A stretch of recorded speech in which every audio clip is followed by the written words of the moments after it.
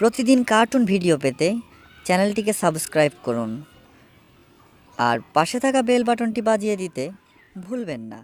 ধন্যবাদ। ছাড়বো না, তুমি আমাকে অনেক জ্বালিয়েছো, আমি তোমাকে মেরে ফেলবো, একবার বাগে পেয়ে নেই। না, এভাবে হবে না, বডি আমাকে তৈরি করতেই হবে। যেইটাকে সাইজ করব আগে বডি তৈরি করে নেই। কি ব্যাপার টম, বড় বড় লেকচার দিচ্ছ? এই নাও। কি সর্বনাশ! কি ব্যাপার, তুমি আমাকে দেখে হাসছো? কোনো সমস্যা নেই, এর প্রতিশোধ আমি নেব। বুঝতে পেরেছি, শরীরটা ফুলে গেছে, শরীরটাকে কমিয়ে বডি তৈরি করতে হবে। কি করব কিছুই বুঝে পাচ্ছি না। হ্যাঁ, বুদ্ধি পেয়েছি। আমি এক্ষুনি আসছি। দাঁড়াও টম, এক্ষুনি তোমার 12টা বাজাবো, আমি আসছি। বাহ, দারুণ পাঞ্চিং ব্যাগ হয়েছে। এখানে কিছু পাঞ্চ মারা যাক। বাহ, দারুণ। ওরে বাপ রে বাপ, গেল।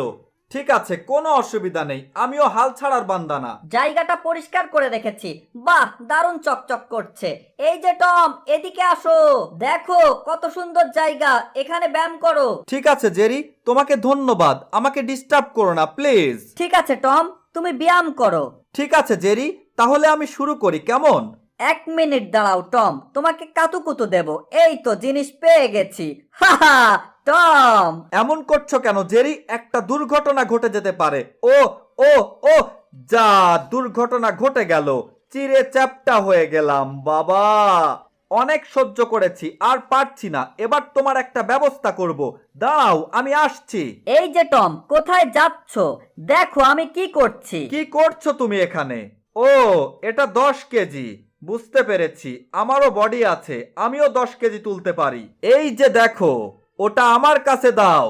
না, এটা দেব না, তুমি ওখান থেকে একটা নাও, যাও। ঠিক আছে, এটা আমার কাছে কোনো ব্যাপার না।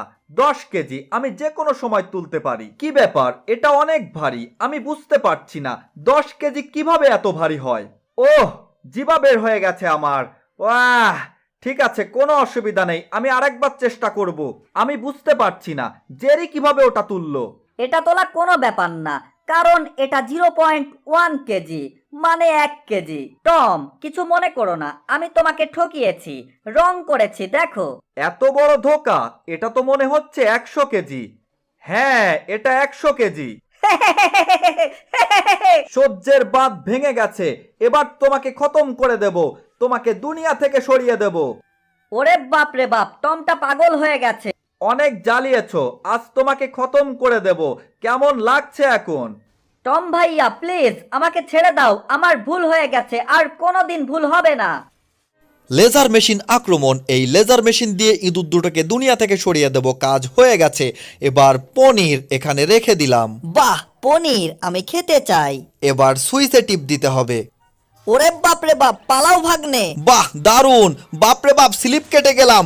ও, আমার কথা অনুযায়ী কাজ করলে তোমরা মালামাল হয়ে যাবে। আমার কথা বুঝতে পেরেছো? কি ব্যাপার টম, তুমি এখানে কি করছো? তোমার মাথা তো আলু হয়ে গেছে, চিকিৎসা করতে হবে টমের।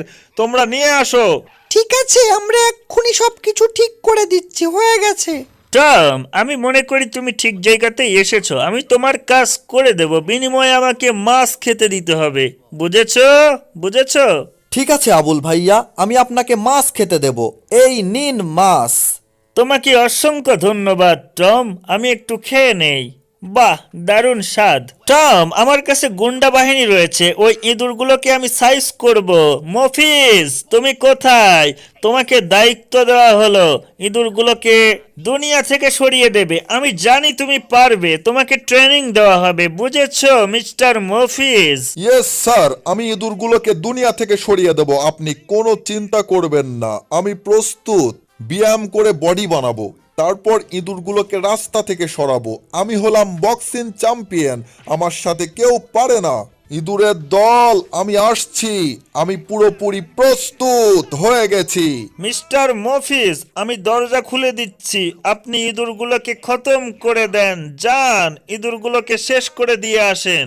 আমি এক্ষুনি যাচ্ছি, এটা আমার কাছে কোনো ব্যাপার না, গুপ্তচর স্টাইল।